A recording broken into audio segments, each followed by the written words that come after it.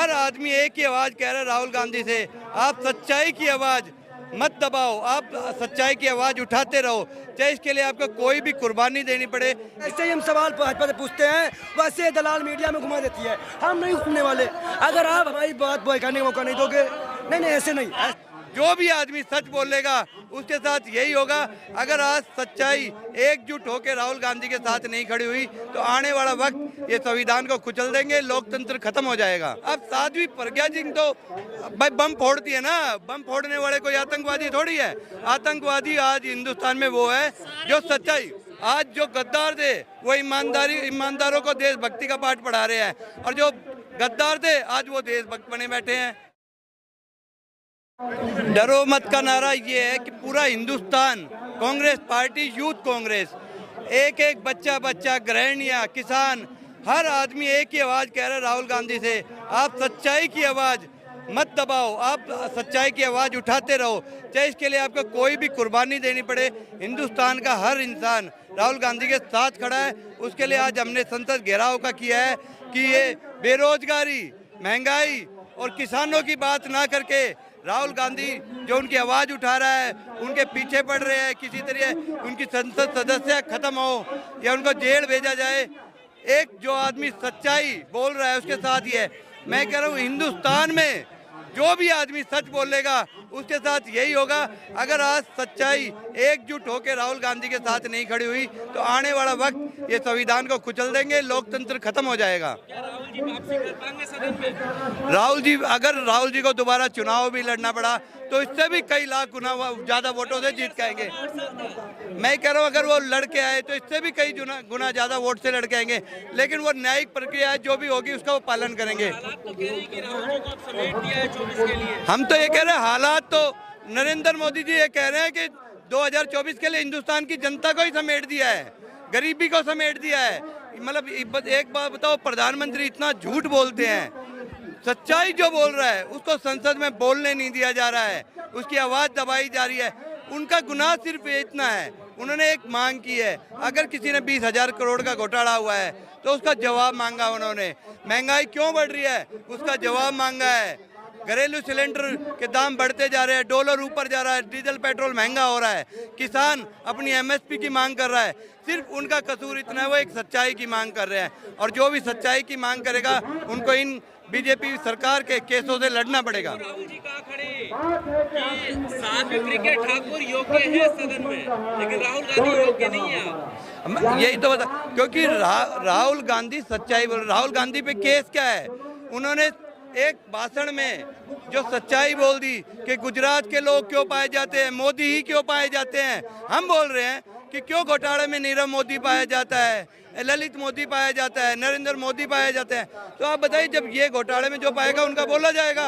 अब साध्वी प्रज्ञा सिंह तो भाई बम फोड़ती है ना, बम फोड़ने वाले कोई आतंकवादी थोड़ी है। आतंकवादी आज हिंदुस्तान में वो है जो सच्चाई। अरे हम कह रहे मैं कह रहा हूँ मोदी ही चोर क्यों है? आप बताइए, उन्होंने भी ये कहा था भाषण में अपने कि मोदी ही क्यों चोर निकल रहे हैं, नीरव मोदी, ललित मोदी, नरेंद्र मोदी। तो आप बताइए, अब हमारी जो भाषा की अभिव्यक्ति है, हम किसी के कुछ बोल सकते हैं, हम कुछ भी पहन सकते हैं, खा सकते हैं, कहीं भी रह सकते, ये तो हमारे मौलिक अधिकार का हनन है ना। अगर मैंने बोल दिया मोदी चोर है तो कल को मुझे भी जेल भेज दिया जाएगा। आप बीजेपी का विरोध नहीं कर रहे, नाम राज्य लाने का विरोध कर रहे हैं। हम गरीबी हटाओ, किसानों की बात करो, महंगाई कम करो, हम नवरात्रे चल रहे हैं, मैं खुद लगातार 9 दिन व्रत करता हूँ, हम खुद व्रत करने वाले लोग हैं। एक बताओ, अगर मैं गांव पृष्ठभूमि से किसान की औलाद हूँ, तो मैं जब सबसे पहले उठते हैं हमारे गांव में, सबसे पहले राम का नाम लेते हैं, हर बात में राम का नाम लेते हैं। कोई बड़ा बूढ़ा कोई मिलता है उसको राम राम करके चलते हैं। तो राम की परिभाषा, आज जो गद्दार थे वो ईमानदारों को देशभक्ति का पाठ पढ़ा रहे हैं, और जो गद्दार थे आज वो देशभक्त बने बैठे हैं।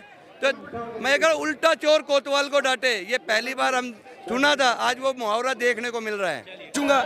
14 से पहले आपको शर्म आती थी यहाँ रहने में? 14 से पहले आपको शर्म आती थी यहाँ रहने में? नहीं आती थी ना, मोदी जी को आती थी।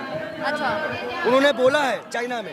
हालात ऐसे थे। पहले सुन लीजिए, 2008 की मंदी मत भूलिए। देखिए, आप लोग घुमाने लगी, जैसे ही हम सवाल भाजपा से पूछते हैं वैसे दलाल मीडिया में घुमा देती है। हम नहीं घूमने वाले। अगर आप हमारी बात बोल करने का मौका नहीं दोगे, नहीं ऐसे नहीं, ऐसे। आज संसद का घिराव करके क्या मिला? सदस्यता वापस मिल गई। तो ना करे। भाजपा वालों ने क्या क्यों किया था कपड़े उतार के? अच्छा ये बताइए, भाजपा वालों ने किया क्या? आप देखिए, बीच में इंटरप्ट मत करिए। मैं बार बार बोल रहा हूँ आप लोगों से, अगर मीडिया वाले हमें सुनना नहीं चाहते हैं तो बंद करिए तामझाम। फिर आप बीच में इंटरप्ट नहीं कर सकते हैं। आप बताइए, संसद का घेराव क्या पहली बार हो रहा है? नहीं, पहले भी हो चुका भाजपा ने नहीं किया है। कपड़े नहीं उतारे महंगाई के लिए, नंगा नाच नहीं किया, डांस नहीं किया। तो आपने अगर राहुल गांधी की बात आई तो सड़कों पे आ गए, किसी और नेता की बात आई तो घरों में रहते हैं। देखिए, सभी नेताओं के लिए बोला गया है। आजम खान के लिए आवाज उठाई, सबके लिए बोला गया है। सबके साथ तो उनकी भी रद्द हुई। सबके लिए बोला गया है। एक बात बता, अगर आज विपक्ष कांग्रेस का साथ दे रहा है ना, हाँ। तो वो इसीलिए दिया है कि कांग्रेस सबके साथ थी। हाँ। हमारा काम क्षेत्रीय पार्टियों को खत्म करना नहीं था। भाजपा क्षेत्रीय पार्टियों को खत्म करना चाहती है। हाँ। दलित मायावती ने इस्तीफा क्यों दिया था? हाँ। क्या बोला राज्यसभा में उसने कि मैं जिस कम्युनिटी से आती हूँ मैं उसके बारे में बोल नहीं सकती हूँ, मैं नहीं रहूंगी। क्या ये दलित का अपमान नहीं है? हाँ। क्या ये दलित का अपमान नहीं है? आप लोग जवाब लीजिए तो ढंग से लीजिए जाके सरकार से, हमसे ना बाबा पूछिए। तो सरकार में जो बैठे हैं वो तो कह ही रहे कि राहुल गांधी माफी मांगे। राहुल गांधी माफी नहीं मांगेंगे। राहुल गांधी जी सावरकर के वंशज नहीं है, वो गांधी वंशज हैं। और उनसे कहिए कि माफी भी वो लोग गांधी हैं। के वंशज है तो अकड़ दिखा रहे, माफी नहीं मांग रहे। मोदी जी कब मांगेंगे? मोदी जी कब मांगेंगे? अब तो मैं म्यूट हो गया। करेंगे। बेटी पढ़ाओ पे कब मांगेंगे? क्यों नहीं आप लोग मुद्दा उठाते? बताइए, मुद्दा उठेगा। आपके ऐसा मुद्दा उठेगा कि जेल में जाएंगे राहुल। अरे तो हम तो जेल में जाने के लिए तैयार हैं। भर तो लो। जाने के लिए हम तो प्रत्येक कांग्रेस तैयार है, देखिए, कांग्रेस पार्टी का। किसी भी क्रांतिकारी पार्टी क्रांतिकारी को न सांसद होना जरूरी है, न विधायक होना जरूरी है। हमारी आवाज, राहुल गांधी की आवाज संसद में गूंजती थी और चौकीदार चोर डर गया, तड़ीपार डर गया। चौकीदार चोर नहीं बोलेंगे? बोलेंगे। हम बोलेंगे। चौकीदार चोर है। चौकीदार चोर है और तड़ीपार। अगर चोर को चोर बोलना पाप है तो हम सब चोर हैं। आप वो बाप है क्या? वो देश के प्रधानमंत्री हैं, बाप नहीं है। वो देश के प्रधानमंत्री हैं। हम करेंगे, बार बार करेंगे। अगर वो हमारा अपमान करेंगे, हमें भूखा रखेंगे, नौकरी नहीं देंगे तो भूखा रखेंगे। अगर हम सवाल करने को आप अपमान मानते हो तो हम अपमान बार बार करते रहेंगे। आप तो चोर कह रहे हो। सवाल अरे चोर को चोर कहना पाप है तो हम अच्छा, है ना, मैं जेल में डाल दो। ललित मोदी, एक मिनट, ललित मोदी कौन है? भागा है। मेहुल चोकसी कौन है? भागा है। इन सब पे ईडी क्यों नहीं जाती? इन पे इनके न्यूज क्यों नहीं चले जाती? गोदी मीडिया इन पे चुप क्यों है? मतलब रिश्ता है, ये रिश्ता है, ये रिश्ता है।